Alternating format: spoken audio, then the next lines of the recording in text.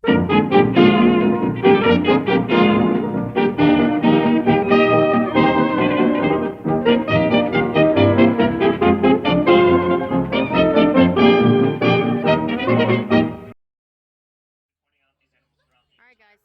of our safari. Pointing out animals. Look, I see two different species of animals already. Large tan antelope over on the left. They're laying down. There's at least one or two of them. Those are crater kudu, the second tallest antelope species in Africa. The ones I saw are female. I don't see any horns. Males have very pretty spiral horns that stick straight up out of the top of their heads. Females don't have any. And they're what's called a conservation-dependent species. It means that they rely on conservation efforts, such as living on reserves, to keep their population the way it's at. They're not really endangered or threatened, but if their population, a lot of them didn't live on reserves, most likely their population would become endangered or threatened. And these animals, very pretty reddish brown animals, these are bongos, known as ghosts of the forest. They blend in extremely well with the vegetation, and they're so well hidden, pretty much impossible to see. And they are an endangered animal due to deforestation and also poaching for their pretty coats. Both male and female bongos have horns, so it's kind of hard to tell the difference between the two. Though there is ways to do it, including looking at their horns. Males, their horns are typically a little bit longer and thicker than the females. Females, a little bit shorter and thinner. We're going to keep going. Oh, and speaking of horns, I see a black rhino. You can see its horn. Look at that. Beautiful rhino. Black rhinos, they are critically endangered. There's less than 5,000 of these animals left in the entire world. And that is due to poaching for their horns. Their horns are made out of the same thing as our fingernail and hair, which is keratin. And a lot of people believe that rhino horns have a medicinal value. Of course, it's not true. If it was, you could eat your own fingernail and hair and cure the same diseases. And that doesn't make any sense, because your fingernail and hair is grown from your body, which means your body already has it in it. It makes absolutely no sense, but still, as many as 4 rhinos a day are poached for their horns. I know that doesn't sound like a lot, but when there's less than 5,000 rhino left, 4 a day that's a lot. And 4 a day, that isn't just for the black rhino, that is all rhino species. So, but still, it is adding up every single day. Alright guys, well now we are heading towards the Safi River, home to some pretty unique animals, including what's considered Africa's most dangerous species, the Nile hippopotamus. Same reasons as the hippo, for habitat destruction. They're also poached a little bit for their coat, or hides, excuse me. Their hides are sought after in some parts of the world. Alright, now we are heading towards the savannah. One of the largest ecosystems on the planet. It stretches for hundreds and hundreds of miles across the entire continent of Africa. So it makes sense that some of the largest animals on the planet live here. Giraffe, elephants, rhinos, ostrich, and plenty others. In fact, the savannah is sometimes called the superhighway of Africa. Millions and millions of animals use the savannah every year as migration ground. And there is a giraffe, look at that. There's actually a bunch of them. It's on our left right now, we're going to be off the hill, it'll be on our right. A group of giraffe is called a tower, and I can see at least 4 or 5. There's one very close to us and a lot farther back on the right side of the truck now. It looks like a snack box on the tree. It's getting a little treat. So that's a tower of giraffe. There are 7 different species of giraffe throughout Africa. There's only one on the reserve. These are Maasai giraffe. They have very jagged and irregular patterns, so other species of giraffe have very delicate and net-like patterns. That's one way to tell them apart. Another is the size of their spots. Maasai, they typically have a little bit smaller spots than some species of giraffe. And also these animals with massive horns, the brown animals with a little bit of white on them. The Nkoli cattle. Yeah. They are descendants of the Egyptian longhorn, so it makes sense that their horns can get up to 6 feet long. They're not that heavy though, they're actually almost hollow inside. They pump blood through their horns to help cool them off during the heat of the day. And they are signs of wealth here in Africa. The more cattle you own, the wealthier you are presumed to be. The hyenas. Oh, they're sleeping, yeah. African wild dogs over here on the left. A lot of people mistake these animals for hyena. They're not even related to hyena at all. Hyena aren't related to anything other than themselves. African wild dogs are not dogs either. That's another big thing that people think. Just because they're called dogs doesn't mean that they are dogs. They're actually related to fox. They're one of the most endangered predators here in Africa. They're sometimes called painted dogs because of those pretty coats of theirs.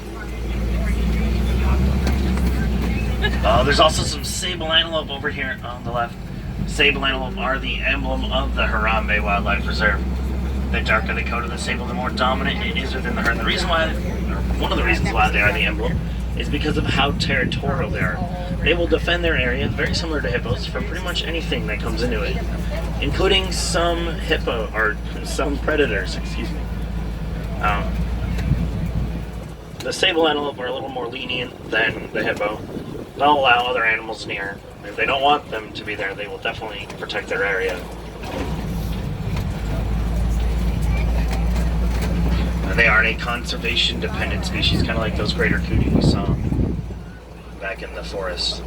The Maasai giraffe are also a conservation-dependent species, while some species of giraffe are endangered or even critically endangered. And of course the Ankole cattle.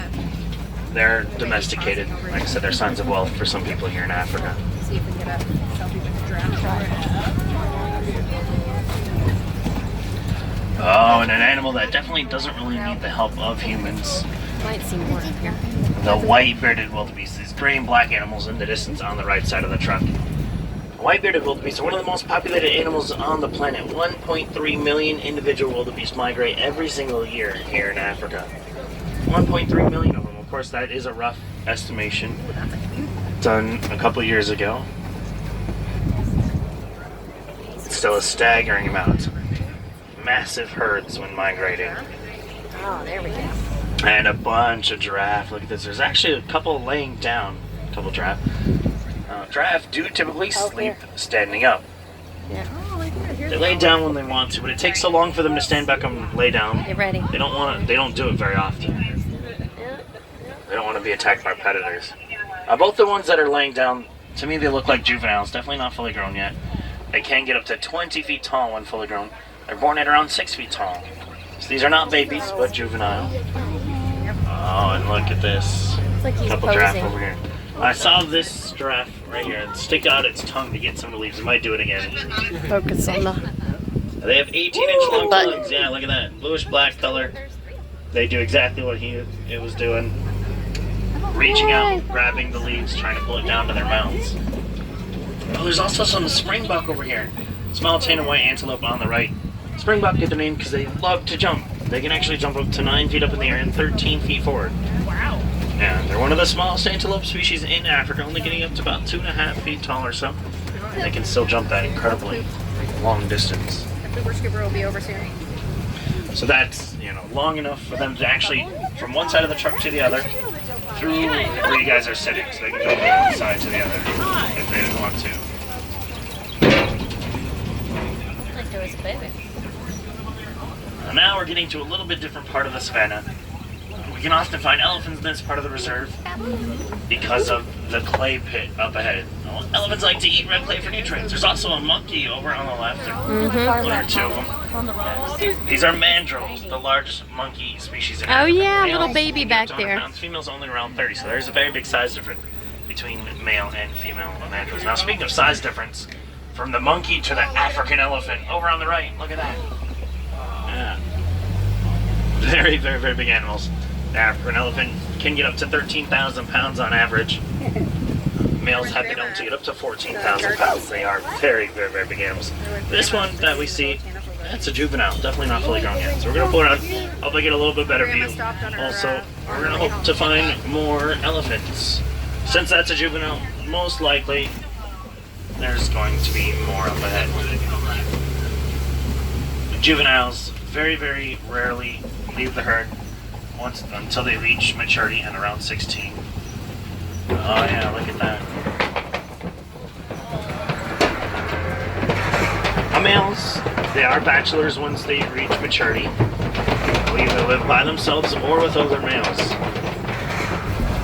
The only time you really see adult male and adult female elephants interacting is when they're mating. After mating, the female elephant can become pregnant for 22 months. That's the longest pregnancy in the world. Oh, and look. Some tusk marks in the clay. The herd has definitely been here recently. Not really surprised since we already saw that one elephant. Definitely keep your eyes open.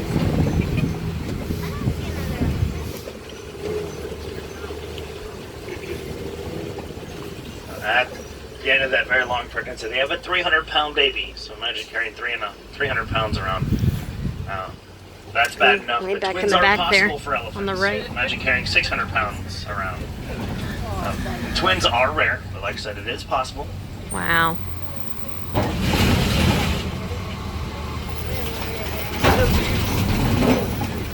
Oh, and look, this is the rest of the herd. Oh, including a baby, look at that. I did say baby because it is very small, but it's around a year old. At a year old, they're close to 1,000 pounds already, so it's a massive animal in its own right. It just looks really small compared to the other elephants. It's the first elephant born here on the reserve that we know of. Born about a year ago. Now, a lot of people believe that these animals are endangered. That's not necessarily true. Their population is declining very rapidly here in Africa, but they are still considered a threatened species. When I say very rapidly, I mean around 96 every single day. That's the average. 96 a day are poached for their tusks. The ivory trade is illegal in most places around the world, so it is sold on the black market. Their ivory. People are dedicating their lives to prevent the extinction of animals such as elephants, not only here on the reserve, but all over the world. People are dedicating their lives. You don't have to dedicate your life to help these animals. There are ways you can do that, even back home, in the comfort of your home. That's the easiest thing you guys can do is actually recycle your used cell phones and laptops. So this stuff, you know, you probably have something in a drawer, a laptop you're not really using, or a cell phone you're not really using. You can always recycle it. There's something in cell phones and laptops called coltan.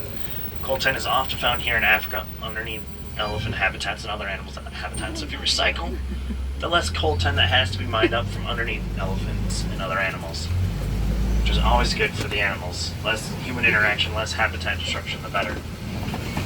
Also, we passed a flamboyance, a group of flamingos. Those are greater flamingos, the largest and lightest shade of pink out of all the flamingo species. When they're born in a grayish white. It takes up to 2 years for them to get their proper pink color. Oh, and look, my favorite animal on the reserve, the white rhino. There's also a bontebok right there, reddish brown animal. A bontebok, I'm going to talk about them first. They're a very endangered animal. At one point, there was only 17 of these animals left in the entire world. 17? Only 17, yeah. They did go extinct out in the wild. The only reason why there were 17 left at all is because some farmers here in Africa, they were poached for their pretty coats. Now, it's kind of cloudy and overcast, but in the right sunlight, their coats actually shimmer and shine. And some people claim that it looks purple, like a light purple color. I don't see it. It still looks reddish brown to me. Some people claim. So purple is a royal color, so it was sought after in some parts of the world.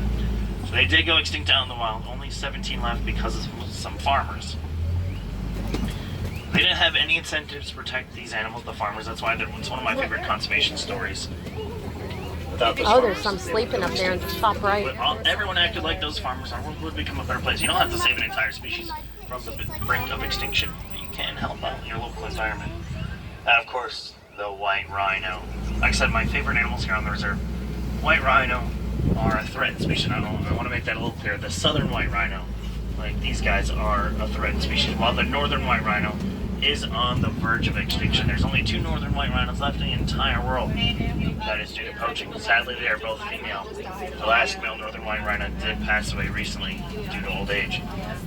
White rhino, a little bit different from the black rhino. They're very big. They get up to 5,000 pounds, charge up to 35 miles an hour, and they have terrible eyesight. Rhinos can only see about 10 or 15 feet clearly in front of them. I stopped right here as well because there's 2 cheetah laying down on the left. Laying down in the shade over there. Cheetah are the world's fastest land animal, running anywhere from 65 to 70 miles an hour. They are built for speed, but not endurance. And they can only run at their top speed for a couple seconds at a time. During those brief few seconds, they can actually run so fast they turn their tails with their entire body. Yeah, so if like Or, I'm sorry, I said that backwards. They can turn their entire bodies with the flick of a tail. Oh, and guys, okay, so this is a Kopi that we're looking at over on the left. And up in the middle of the Kopi, there's a lioness laying down. Oh yeah, sleeping. there she is. Look at that. We're going to Right pull up up so there. everyone can see she's sleeping. Now you can tell it's a female because of its lack of mane and its size. Females get up to about 300 pounds. Males can get up to 500 pounds. They're nocturnal animals, and lions love vantage points, such as Kopis, to look for prey at night. Lions can be inactive up to 20 hours a day. That's the males. Females are a little bit more active than that because they are the primary hunters of the pride. I don't see any other lions. Oh, there's the big one down there. Yeah. Yeah. The male. So I don't know if I don't know if we're going to do that. We have to do some part of it. Oh, and look, a sounder over here on the left. That's a group of warthogs. Oh, yeah, there they laying go. down in a row. You can see there's a couple of them, 3 or 4 of them. Warthogs are Africa's largest burrowing animal. They have 2 sets of tusks. The upper set's great for predator, and the lower set's great for self-defense. And look, some ostrich. There's 2 of them right here. These are female ostrich. You can tell because their feathers. Females have gray feathers, and males have black. There's also another ostrich over here on the right. Does anyone know what a group of ostrich is called?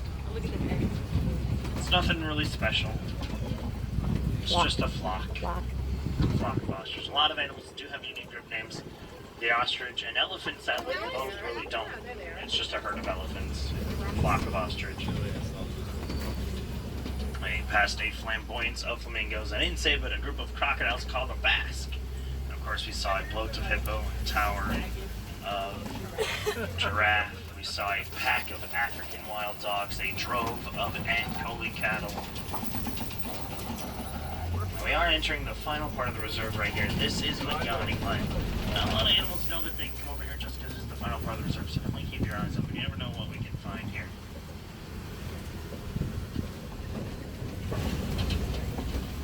Oh, and look, there are 2 birds over here. These are yellow-billed stork. A yellow-billed stork, like some birds, are carnivorous. They eat small things, frogs, snakes, fish, and surprisingly, they'll eat other birds as well, as long as it fits in their bills. You don't find that very often in the animal kingdom. An animal will like to eat its own kind, but the yellow-billed stork, they really don't care. They will eat anything that fits in their bills. Fortunately, that did mark the end of our safari. But not the end of fun here in Animal Kingdom. There's plenty of things for you guys to do and see. I'm going to be dropping guys off at the Warden's Post. From there, you can make your way to the rest of the park. Right next to the Warden's Post is the Gorilla Falls Trail. On Gorilla Falls, you can find not only gorillas, but meerkats, snake and mole rats, a couple other animals that are native to Africa. I don't want to tell you guys all about it. I want you guys to experience it yourself. There are zebras over there. If you guys were looking for zebras here on the reserve, there are some on the Gorilla Falls Trail. Before I drop you guys off, I do want to talk a little bit about the animals. Right in the beginning of the reserve, I talked about what a reserve is. This area is here to protect these animals. Of course, they are here. You looked at it well. That's the whole point of a safari. A safari is to educate and bring awareness about the animals. They are here, the animals, because they are endangered or threatened in some way. Every little bit helps. Every little bit. You guys, the easiest thing you guys can do back home is to recycle and donate. You don't even have to donate your money. Go to your local conservation agency and ask what you can do to help. Donate your time. More and more people working with the environment makes our world a better place, not only for us, but for every living creature. Just up ahead is where I have to drop you guys off at. Here in Africa, especially on the reserve, we don't really say goodbye. Instead, we say Kwaharini. Now, Kwaharini is a Swahili phrase that means go well. So Kwaharini, guys, go Asante Sana. Thank you so much for taking your time to come on the reserve with me and see these animals. If you have any questions, feel free to come up and ask me once I drop you guys off. Also, if there is any wilderness explorers on board, the name of my truck is the Simba 1. Simba 1.